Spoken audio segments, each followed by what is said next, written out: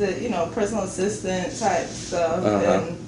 But I was just like, I gotta finish it at least. And when I did, it was anticlimactic. Yeah. It was like, now what? You know? So I was like, well, I didn't bother to even walk or anything because I was kind of disgusted. Like, just finish it up already. It took that long. And I was thinking when I was there, I was like, I want to go and get my master's and, really take this to the limit. And then I kind of don't anymore. I don't think it matters. It really, the paper, I'm sorry, guys, but it doesn't matter for me right now. Like, what is it that happened in your life that you see that you don't need it for? Just seeing other successful artists that don't have it is, not primo one, but just realizing that it's not, of course college helps and it does, prep you, and it is like you're getting your first biggest job, that you have to be responsible. It's like training camp for real world. But I think once you got that in routine and you know what you like and won't do and would do, why waste your time? Just stick to what, find a niche and do it, like it, and and college doesn't let you do that. You kind of have to spread yourself thin. So why not put your energy what you know what you like right away, and I think you come out better that way. So it's my opinion. I don't. Everybody has a different experience and the way how to get there. I never went to college. I never took art classes. I took one art class in high school and I didn't like it. And never again. But I've learned by following others. I like YouTube. Nowadays you have YouTube. Yeah, sure. Yep. And so there are plenty of resources out there. But there's also other artists, and there's artist groups and drawing sessions around town, and people you can talk to that you can kind of get tips and ideas and so on. That it still adds that real world art experience.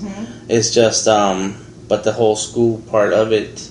It depends on the person. Some people thrive better under pressure. A very strict guidelines. Some people, that's the only way they learn discipline. Yeah, when it cuts out their pocket. Pretty much. It's still hurting. So what happened after you graduated? And I've just been freelancing, I would say, and I don't know. I like to think it's just the power of intention and the law of attraction and whatever Jesus Christ, whatever you want to call it. That I've just been floating with it so far, so good. And of course, I have awesome support from family members and friends, and I'm a very lucky girl. So. So what did So I know you do several things. Tell us how you started some of those things, like because you like illustration. I know that on your website, and I haven't looked at it in a minute, but I've looked at it many times. It's the same. You do a lot of illustrations. Yeah. So coming out of school and even throughout school, did you start formulating the business idea in your mind, or did you ask around? Or how did you start your design business, or how did that come about that you figured out that you need to have a portfolio, samples of your work, and then how do you go out looking for business? Well, luckily, and just in school, period, that's all we did. Prep, portfolio, this, that. It was like we were prepping to get a job. So I had most of that training and all the stuff, just because you're always updating and making a portfolio. It never stops, it never finishes, but just knowing what not to put in there, what to do, and then it changes for different clients. Like, you don't show everybody everything that you're doing, because if they're set on having a black and white illustration, you don't go show them a whole bunch of your color works, and then they're like, she doesn't know what I want.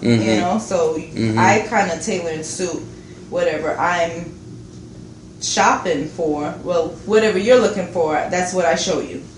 So I try to cater, and I like to think I can do everything, even though I can't. But I try to at least match up and see, well, that doesn't make any sense. So the portfolio thing again is ongoing,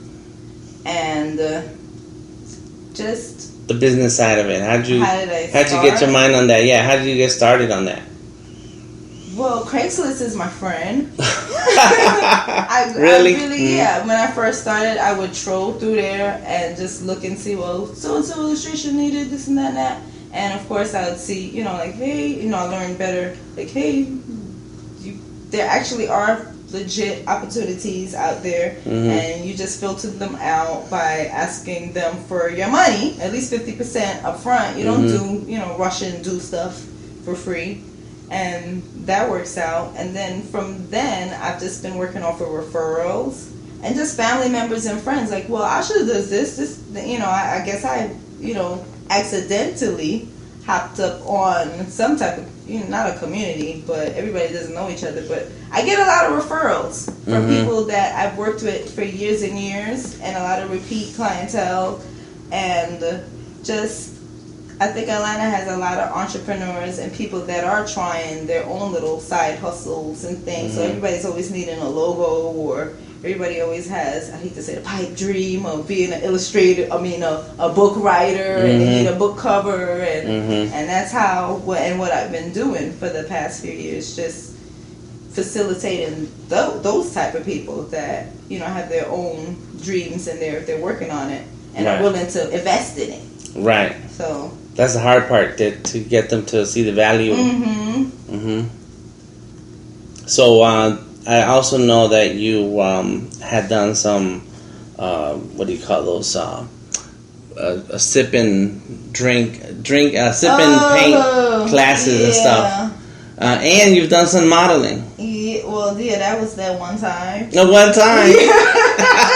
I seen you model other places. Oh no, that's because I like to dress up. You like to dress up? Yeah, it's like Dragon Con and Halloween, and nothing. I wouldn't consider that too major. No, that's more fun. But you spend a whole lot of time on those costumes. It's not like, you say dress up. It's not like you just find that at Walmart, put it on. I do because I like it, so I invest the time in it. Some people might think it's goofy, but if I enjoy every process of it. And that is something I think that I would like to get into as well. It's kind of left from illustration, but costume designing, and I do the body paint, so I think it does work hand in hand a bit. I just need to do it, right? Put more.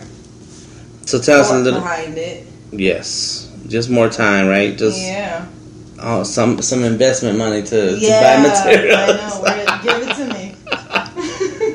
So tell us about body painting. How'd that come about? I used to print T-shirts, screen print, and I would get the paint all over me, and and I'd be like, this paint actually stays on. I started painting with screen print ink first, because it's it's non-toxic, and I haven't had anybody have any awful accidents yet. Cross my fingers, but Craigslist again. I put out an ad, hey, who wants to get body painted? Come by. I had a T-shirt shop downtown. I was renting this little space at Little 5 Points, and I had these just these off-brand, kind of a tongue-in-cheek, jokey shirts. So it'd be like, instead of Waffle House, it'd be Awful House, and and I was selling them out of this vending space at Little 5 Points, and that was the shop. That was like the shop behind. Like you had to walk to the parking lot, to the back part. Yeah. Yes, I remember that. Yeah, that was me. Okay. And it was, I had a lot of time because we didn't get a lot of customers. So I would just invite anyone that volunteered, like, hey, come back here, in the evening when it's cooler, of course, and get body painted. And I would practice like that, and I would take pictures, and that's how I began to build my portfolio. And then just anytime somebody needs body paint, I'll be like, hey, look at my stuff, and they were like, oh, you can do it, okay, you got the job. So that's how that's been working. I haven't pursued that as much as, because I think it's a lot of competition. I'm not scared of competition, but I don't like to do anything that I see beat to death. Yeah. And to me, body paint has, in the last 5 years, it's kind of exploded in Atlanta. You go anywhere, you see everybody body paints. So it's like, until, or until is a good word, that I see myself doing something that's set apart from everybody else or uniquely different that I'm making money from, I'm just gonna not pursue it as hard because I don't see it as a big drive for me, at least right now. And it's just not as, it hasn't been as, what's the word, besides profitable. It just, it's more for show than anything. It doesn't have any. There's a couple. It's fun. It is. I have a ball doing it, maybe two.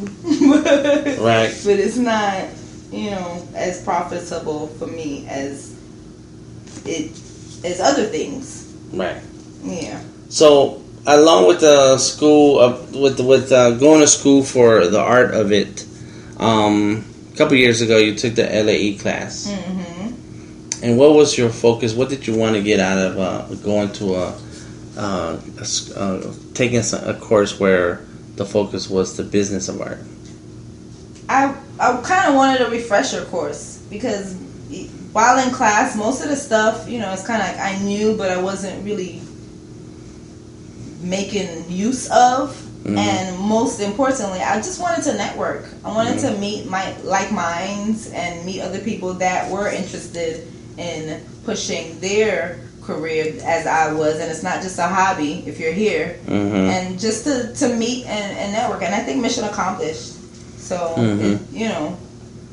how important is it to network with other artists, or what part of the networking were you interested in? I think it's very important, not only because you feel like you're not the only one in an isolated box when things are going bad or good, but just income opportunities, period. I don't think any of us are crabby or crabs, and we share opportunities and events and stuff that's going on, so it works. Yeah. Artists tend to share a lot with other artists. Yeah. Yeah, and it's kind of like a brotherhood a little bit. It's like a clique, an art gang. And so when you focused on your business, did you for that class, did you focus on a specific part of your art business or overall? Unfortunately, I didn't, and I'm still kind of stuck there because a lot of good advice I didn't take to heart, and I still, I'm still on the fence with it. Because I was told, and I still, kind of, that I should separate. I do a lot of different things, and I know it is wise deep down inside to separate it. But then I feel like I'm compromising the whole, it's not a movement, but me. Because it's a million different things I could sit and do in a day. I don't just sit and draw all day. I'm kind of ADD. I do enjoy doing all these different things, and I figure it'll kind of cut myself off or shoot myself in the foot that, hey, you might not want to have body paint now. You might need illustrations, but once you go on my website and you see that, it's stored in there for later. Like, hey, this chick, she does that too. And hopefully it's not perceived as like, oh, jack of all trades, queen of none, that type of whatever the saying is. But I do try to at least put stuff on there that it is, a good representative of me, and not just like, well, I do that too in a half-ass kind of way. So hopefully that they do see that I can do it and I do it well as well to refer me to somebody else. So what are some of those things that you do when it comes to art? Well, of course I paint, and I do the paint classes, which I really, really enjoy. I like instructing. And I do the body art, which is kind of simmer back burner. The graphic design and illustration, which I put it all in one basket because it's client work. At the end of the day, it's the same process for me, and you're sitting on the computer. And the last one, my new one, is the wire art. Oh, and that's right. Yeah, I've been really having fun. I've been kind of like obsessed with it, I could say, lately. Like, especially like I started in November, and really I started because I was going to shows a whole bunch last year, and I'm like, if I only had something to sell, and I'm just like, well, I don't see anybody's prints selling. I don't see a lot of merchant t-shirts. Yeah, t-shirts sell all day, but that to me is beat to death as well. I've done t-shirts, I hate them.